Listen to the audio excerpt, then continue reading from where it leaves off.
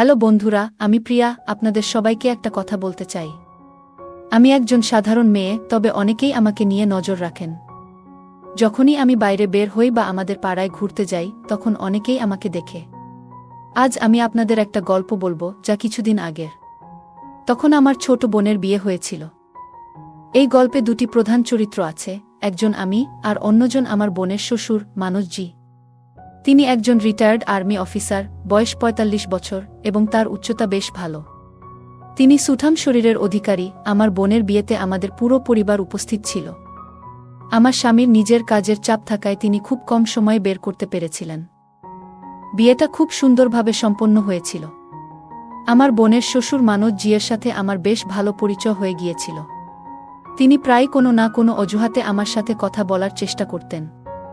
প্রথম দিকে তিনি খুব ভালোভাবে কথা বলতেন, কিন্তু মাঝে মাঝে এমন কিছু মজার কথা বলতেন যা আমার কাছে একটু অস্বস্তিকর লাগত। পুরো বিয়ের অনুষ্ঠানে আমি একা থাকতাম। যখনই কেউ আমাকে একা দেখত, তারা সঙ্গে সঙ্গে আমার কাছে এসে কথা বলতে শুরু করত। বিয়ে শেষ হয়ে যাওয়ার পর এবং আমার বোন তার শ্বশুরবাড়ি চলে যাওয়ার পর, পরিবার এবং আমার স্বামীর কাজের চাপের কারণে আমাদেরও দ্রুত ফিরে আসতে হয়েছিল। আমার বোনের শ্বশুরবাড়ি আমাদের বাড়ি থেকে প্রায় ৫০ কিলোমিটার দূরে। একদিন সকালে আমার স্বামীর ফোনে আমার বোনের শ্বশুর ফোন করলেন। তিনি বললেন, আমরা কাল সকালে বনারস ঘুরতে যাচ্ছি, আপনাদেরও আসতে হবে। আমার স্বামী কাজের চাপের কারণে যেতে পারবেন না বলে জানালেন। কিন্তু বোনের শ্বশুরের জোরাজুরিতে তিনি আমাকে যাওয়ার অনুমতি দিলেন। আপনারা দেখছেন বাংলা অডিও স্টোরিজ চ্যানেল। স্বামী আমাকে বললেন, প্রিয়া, তোমার বোনের শ্বশুরবাড়ি থেকে ফোন এসেছে। তারা বনারস ঘুরতে যাচ্ছে, তোমাকেও নিতে চাইছে। তুমি জানো এখন কাজের চাপ অনেক, তাই আমি যেতে পারবো না। তবে আমি তোমাকে যেতে দিচ্ছি। আমি প্রথমে রাজি ছিলাম না, কারণ স্বামী ছাড়া কোথাও যেতে আমার ভালো লাগে না। কিন্তু শেষ পর্যন্ত আমি যাওয়ার জন্য প্রস্তুত হয়ে গেলাম। দুপুর ২টার দিকে বোনের শ্বশুর গাড়ি নিয়ে আমাকে নিতে এলেন। আমি তাদের সঙ্গে রওনা দিলাম। গাড়িতে তিনি আমার সঙ্গে হাসিঠাট্টা করতে লাগলেন।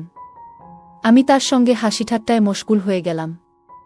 বয়স্ক লোকজন আমার ভালো লাগে, কারণ তারা অনেক বেশি পরিপক্ব এবং অভিজ্ঞ। মনোজ্জিও দেখতে ভালো এবং হাসিখুশি স্বভাবের মানুষ। হাসিঠাট্টার মধ্যে সময় কেটে গেল এবং প্রায় ১ ঘণ্টার মধ্যে আমি বোনের শ্বশুরবাড়ি পৌঁছে গেলাম। সবার সঙ্গে দেখা সাক্ষাৎ হল এবং আমাকে আলাদা একটি ঘর দেওয়া হল, যা মনোজ্জির ঘরের পাশেই ছিল। পরের দিন সকালে আমাদের বনারসের জন্য রওনা হতে হবে। সেই সন্ধ্যায় আমি একা ছাদে হাঁটছিলাম। সূর্য ধীরে ধীরে ডুবে যাচ্ছিল এবং হালকা হাওয়া বইছিল। পুরো পরিবেশ শান্তিপূর্ণ মনে হচ্ছিল। আমি একা নিজের ভাবনায় মগ্ন ছিলাম।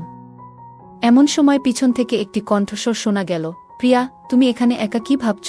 আমি ফিরে তাকালাম, দেখলাম মনোজ্জি দাঁড়িয়ে আছেন। তার মুখে হালকা হাসি ছিল। আমি একটু চমকে গেলাম, কিন্তু নিজেকে সামলে নিয়ে বললাম, কিছু না, শুধু মৌসুমটা ভালো লাগছিল, তাই ছাদে চলে এসেছি। তিনি কাছে এসে দাঁড়ালেন এবং বললেন, একা একা মৌসুম উপভোগ করার চেয়ে কেউ কথা বলার সঙ্গী থাকলে ভালো লাগে না? আমি হালকা হাসি দিয়ে উত্তর দিলাম, আপনি তো সবসময় কথা বলার জন্য প্রস্তুত থাকেন। মনোজ্জি হেসে বললেন, আপনার সঙ্গে কথা বলা ভালো লাগে। আপনি খুবই বুদ্ধিমান এবং শালীন। আজকাল এমন মহিলা কমই দেখা যায়। আমি একটু অস্বস্তি বোধ করছিলাম, কিন্তু তার কথায় এক অদ্ভুত মিষ্টতা ছিল। হয়তো তার বয়সের কারণে কিংবা তার অভিজ্ঞতার কারণে হঠাৎ তিনি বললেন, আপনার স্বামী খুব ভাগ্যবান। এত সুন্দর এবং পরিপক্ক স্ত্রী পেয়েছেন। আমি কথা কেটে বললাম, মনোজ্জি, এমন কথা বলবেন না। আপনি তো জানেন আমাদের মধ্যে একটি সম্পর্ক আছে। আমি তাকে মনোজ্জি বলতাম, কারণ তিনি আমাকে এমন বলতে বলেছিলেন। তিনি মাথা নেড়ে বললেন, হ্যাঁ, আমি জানি। আমি শুধু এটাই বলতে চাইছিলাম যে অনেক সময় মানুষ তার মনের কথা কাউকে বলতে পারে না। কিন্তু তার ইচ্ছা হয় কেউ একজন থাকুক যার সঙ্গে সে তার মনের কথা ভাগ করে নিতে পারে। তার কথায় এমন কিছু ছিল যা আমাকে পুরোপুরি অস্বস্তি দিচ্ছিল না। হয়তো এ কারণে যে তিনি আমার শ্বশুর নন, বরং আমার বোনের শ্বশুর। আমাদের মধ্যে একটু দূরত্বের সম্পর্ক ছিল, কিন্তু তার চোখে যে আপনত্ব ছিল তা আমাকে কোথায় যেন স্পর্শ করছিল। আমরা দুজনেই ছাদের রেলিংয়ে হেলান দিয়ে দাঁড়ালাম। তিনি আকাশের দিকে তাকিয়ে বললেন, প্রিয়া, আপনি কি কখনো অনুভব করেছেন যে যখন একজন মানুষ তার জীবনের এমন এক পর্যায়ে পৌঁছায় যেখানে সবকিছু আছে, কিন্তু তবুও মনটা খালি খালি লাগে? আমি চুপ করে রইলাম। কি উত্তর দেব বুঝতে পারছিলাম না। কিছুক্ষণ চুপ থেকে তিনি নিজেই কথা বদলালেন, কালকের যাত্রার জন্য আপনি কিছু প্রস্তুত করেছেন? বনারসে দেখার মতো অনেক কিছু আছে। আমি মাথা নেড়ে বললাম, হ্যাঁ, কিছু প্রয়োজনীয় জিনিস রেখেছি। যাই হোক, বেশি কিছু তো দরকার নেই, তিনি হেসে বললেন, আপনার মতো সরল মানুষরাই সবচেয়ে সুন্দর। আমি শুধু হালকা করে হাসলাম, কিন্তু মনে মনে কিছুটা অস্থির হয়ে পড়লাম। তার কথাগুলো আমার কাছে সাধারণ মনে হচ্ছিল না। হয়তো তিনি কিছুটা বেশি বলেছিলেন, কিংবা আমার মনই বেশি কিছু ভাবতে শুরু করেছিল। এরপর আমরা বেশ কিছুক্ষণ ছাদে হাঁটলাম। তারপর নিচে নেমে সবাই মিলে খাবার খেয়ে ঘরে গিয়ে ঘুমিয়ে পড়লাম।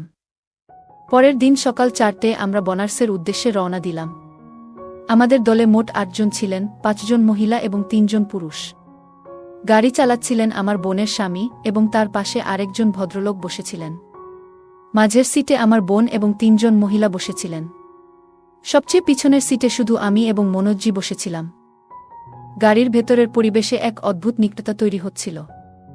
এমন সময় মনোজ্জি হালকা করে হেসে বললেন, আপনার তো সকাল সকাল উঠতে কোনো সমস্যা হয়নি?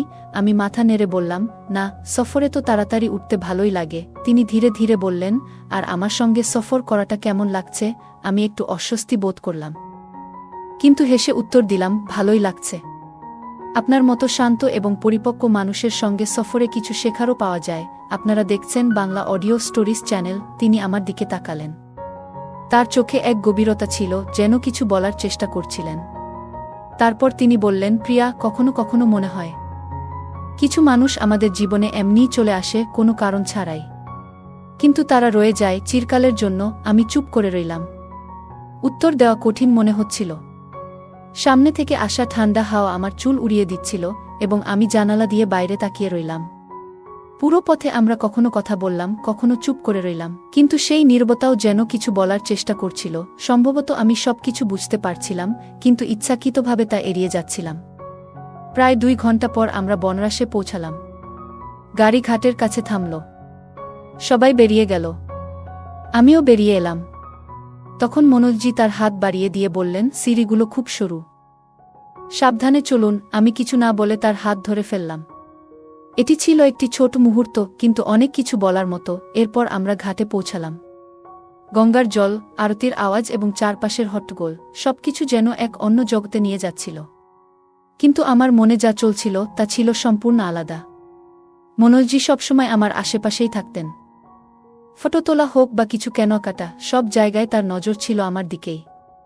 আর তার উপস্থিতিতে আমি এক অদ্ভুত প্রশান্তি পাচ্ছিলাম। সন্ধ্যায় যখন আমরা ফিরলাম, আমি তখন ক্লান্ত, কিন্তু মনোজ্জি আবার বললেন, আজ সন্ধ্যায় গঙ্গা আরতি আবার দেখব, শুধু আপনি আর আমি। আমি অবাক হলাম। বাকিরা সবাই কামরায় বিশ্রাম নিচ্ছিল, আর আমি কিছু ভাবতে পারছিলাম না। শেষ পর্যন্ত তার কথা মেনে নিলাম। সন্ধ্যায় আমরা 2 জন ঘাটে পৌঁছালাম।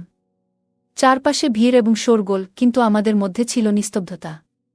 তিনি আমার দিকে তাকিয়ে বললেন, প্রিয়া, আপনি কি কখনো এমন কাউকে পেয়েছেন, যার সঙ্গে কোনো কথা ছাড়াই, কোনো নাম ছাড়াই, শুধু মনে মনে জড়িয়ে গেছেন? আমি তার কথার উত্তর দিলাম না, শুধু গঙ্গার ঢেউগুলোর দিকে তাকিয়ে রইলাম। কিন্তু আমার ভেতরেও কিছু একটা প্রবাহিত হচ্ছিল, ঠিক গঙ্গার ঢেউয়ের মতো। রাতে ফিরে আমরা সবাই মিলে খাবার খেলাম এবং কামরায় চলে গেলাম। আমি আমার কামরায় ছিলাম, কিন্তু ঘুম আসছিল না। এমন সময় দরজায় হালকা একটা খটখট শব্দ শোনা গেল। আমার হৃদস্পন্দন বেড়ে গেল। রাতের নিস্তব্ধতা এবং সেই মৃদু আওয়াজ, এমন মনে হচ্ছিল যেন পুরো কামরা নিঃশ্বাস রেখে দাঁড়িয়ে আছে। আমি ধীরে ধীরে দরজা খুললাম। সামনে দাঁড়িয়ে ছিলেন মনোজ্জি। তার মুখে ছিল গভীর শান্তি, কিন্তু চোখে ছিল কিছু অকথিত কথা। মাফ করবেন, বিরক্ত করছি না তো? তিনি ধীরে ধরে জিজ্ঞেস করলেন। আমি মাথা নাড়লাম। না, আপনি কিছু বলতে এসেছেন? তিনি এক মুহূর্ত আমার চোখের দিকে তাকিয়ে রইলেন, তারপর বললেন, হ্যাঁ, একটি কথা, যা অনেক দিন ধরে আমার মনে ছিল। হয়তো আজ বলার সময় এসেছে। আমি একপাশে সরে গেলাম এবং তিনি ভেতরে প্রবেশ করলেন। কামরার হালকা আলো এবং নিস্তব্ধতার মধ্যে তার কথাগুলো দেয়ালে ধাক্কা খেয়ে ফিরে আসছিল। প্রিয়া, আমি জানি এটা অদ্ভুত। একজন অবসরপ্রাপ্ত মানুষ, যার বয়সের ভারে জীবন ঢলে পড়েছে, আর তুমি এক সুন্দর, বুদ্ধিমান, বিবাহিত মহিলা। কিন্তু বয়স কি কখনো হৃদয়ের আবেগকে থামিয়ে দিতে পারে? আমি স্তব্ধ হয়ে গেলাম। এক মুহূর্তের জন্য মনে হল যেন মাটি সরে গেছে। আমি বললাম, মনোজ্জি, আপনি তো জানেন আমি বিবাহিত। আর আমাদের সম্পর্ক কি, তাও তো আপনি জানেন। তিনি কথা কেটে বললেন, জানি প্রিয়া, আমি কোনো সম্পর্ক ভাঙতে চাই না। শুধু এটাই বলতে চাই, তোমার সঙ্গে দেখা করার পর থেকে আমার সেই খালিত্ব যেন ভরে উঠতে শুরু করেছে। আমি জীবনে অনেক কিছু দেখেছি, যুদ্ধ, মৃত্যু, একাকিত্ব, কিন্তু তুমি আমার ভেতরে আবার কিছু জাগিয়ে দিয়েছ। হয়তো বেঁচে থাকার ইচ্ছা। আমার ভেতরে কিছু ভেঙে পড়ছিল। না রাগ হচ্ছিল না, না সহানুভূতিও ছিল না। শুধু একটি প্রশ্ন গুঞ্জরিত হচ্ছিল, আমরা কি সত্যিই কারো একাকিত্বের সান্ত্বনা হতে পারি যখন আমাদের নিজের জীবন অন্য কারো নামে উৎসর্গীকৃত? কিছুক্ষণ চুপ থেকে আমি বললাম, মনোজি, আপনার কথাগুলো ভুল নয় এবং আমি আপনাকে ভুলও বুঝছি না। কিন্তু সমাজ যা দেখে সেটাই সত্য হয়ে দাঁড়ায়। যদি আমি এই আবেগকে স্বীকার করে নেই তাহলে মানুষ আমাকেই দোষ দেবে। আর আমার বোন, তার কি হবে? তিনি চুপ হয়ে গেলেন। তার চোখ ছলছল করে উঠল। আমি আরও বললাম, আমি আপনাকে সম্মান করি অনেক বেশি, কিন্তু কিছু সম্পর্ককে সেখানেই থামিয়ে দেওয়া ভালো যেখানে তাদের সম্মান বজায় থাকে। তিনি মাথা নিচু করে বললেন, তুমি সত্যি বলেছ প্রিয়া, আর এটাই তোমার সৌন্দর্য। যদি অন্য কেউ হতো হয়তো এই আবেগের ঘূর্ণিতে হারিয়ে যেত। আমি ধীরে ধীরে বললাম, আপনার অনুভূতিতে কোনো ভুল নেই, কিন্তু আমরা প্রতিটি ইচ্ছাকে পূরণ করতে পারি না।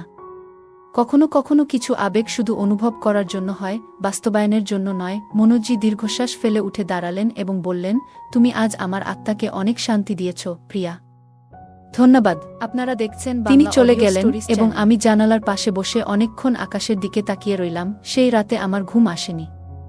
অনেক কিছু ভেবেছি, সমস্ত সম্পর্ক, আবেগ এবং সেই অকথিত ভালোবাসা যা আমি অনুভব করেছি কিন্তু কখনো নিজের করে নিতে পারিনি। কখনো কখনো আমরা এমন কেউ হয়ে যাই যার কারো প্রয়োজন আছে, কিন্তু সেই সম্পর্ককে কোনো নাম দিতে পারি না।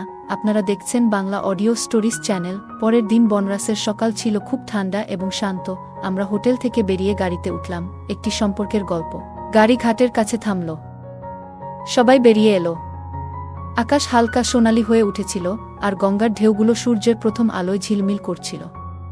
আমি সবার সঙ্গে নেমে এলাম, কিন্তু আমার মন এখনও রাতের সেই কথাগুলোতে আটকে ছিল।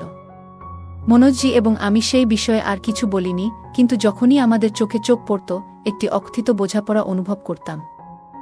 ঘাটে সবাই পূজা অর্চনায় ব্যস্ত হয়ে পড়ল। আমি আরতির থালা হাতে নিয়ে গঙ্গার জলে হাত ডুবিয়ে দিলাম। মনে মনে শুধু একটি প্রার্থনা করলাম, হে মা গঙ্গে, যেসব অনুভূতি অকথিত রয়ে গেছে সেগুলো আমার আত্মার সত্যতা বুঝে সংরক্ষণ করে নিও, যেন আমি কখনো নিজের কাছে হার না মানি। হঠাৎ আমি পিছনে কাউকে আমার পাশে চুপচাপ দাঁড়িয়ে থাকতে দেখলাম। ফিরে তাকাতেই দেখি মনোজি দাঁড়িয়ে আছেন। আমাদের মধ্যে কোনো কথা হয়নি, কিন্তু তার হাতে একটি লাল সুতো ছিল। তিনি আমার দিকে তাকিয়ে তার কবজির দিকে ইশারা করলেন এবং বললেন, গঙ্গা মায়ের কাছে মিনতি করেছিলাম, যে সম্পর্ক গড়ে উঠেছে তাকে কোনো নাম না দিলেও যেন তার পবিত্রতা অক্ষুণ্ণ থাকে। আমি তার হাত থেকে সুতোটি নিয়ে নিঃশব্দে তার কবজিতে বেঁধে দিলাম। সেই মুহূর্তে আমি অনুভব করলাম কিছু একটা চিরতরে বেঁধে গেছে, কোনো সামাজিক স্বীকৃতি ছাড়াই, কোনো প্রত্যাশা ছাড়াই। শুধু একটি আবেগময় বন্ধন যা আর কখনো ছিঁড়বে না। আমাদের যাত্রা শেষ হল। সবাই বাড়ি ফিরে এলো। আমার স্বামী স্টেশন থেকে আমাকে নিতে আসেনি। তিনি যেমন সবসময় তার কাজে ডুবে থাকেন তেমনি ছিলেন। আমি কিছু বললাম না, কিন্তু এখন কিছু বদলে গেছে। আমি আর আগের মতো প্রিয়া নেই। আমার ভেতরে একজন নারী জেগে উঠেছে যে বুঝতে পারে দুনিয়ার সব ছায়াই খারাপ নয়। কিছু ছায়া আলোর চেয়েও বেশি আপনত্ব দেয়। মনোজির নাম আমাদের বাড়িতে কেউ উচ্চারণ করত না। বোনের বিয়ের পর তিনি শুধু দুলাভাইয়ের বাবা হিসেবেই পরিচিত ছিলেন, কিন্তু আমার ডায়েরিতে তিনি এখনও মনোজি রয়ে গেছেন, একটি অসম্পূর্ণ সম্পর্ক যা প্রতি রাত আমার স্বপ্নে এসে নিঃশব্দে বসে থাকে। কয়েক মাস কেটে গেল।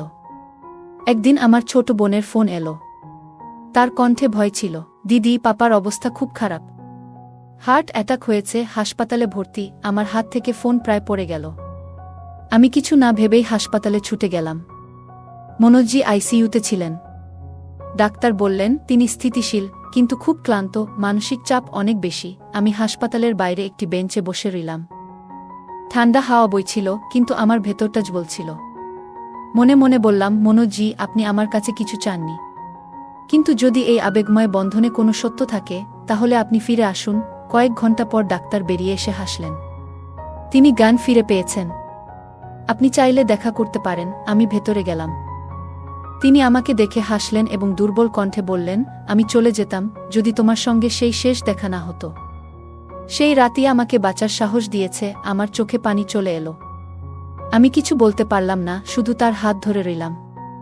মনোজি ধীরে ধীরে সুস্থ হয়ে উঠছিলেন। ডাক্তার তাকে বাড়িতে বিশ্রাম নেওয়ার পরামর্শ দিলেন। আমি হাসপাতাল থেকে ফিরে এলাম, কিন্তু আমার মন সেখানেই রয়ে গেল। বাড়ি ফিরে সবকিছু আগের মতোই ছিল, সেই নিস্তব্ধতা, আমার স্বামীর সেই উদাসীনতা। তিনি জিজ্ঞেসও করলেন না আমি কোথায় গিয়েছিলাম বা কেন গিয়েছিলাম। আমি চাইতাম তিনি অন্তত আমার চোখে তাকিয়ে জিজ্ঞেস করতেন, তুমি ঠিক আছো তো? কিন্তু না, তার সময় ছিল না।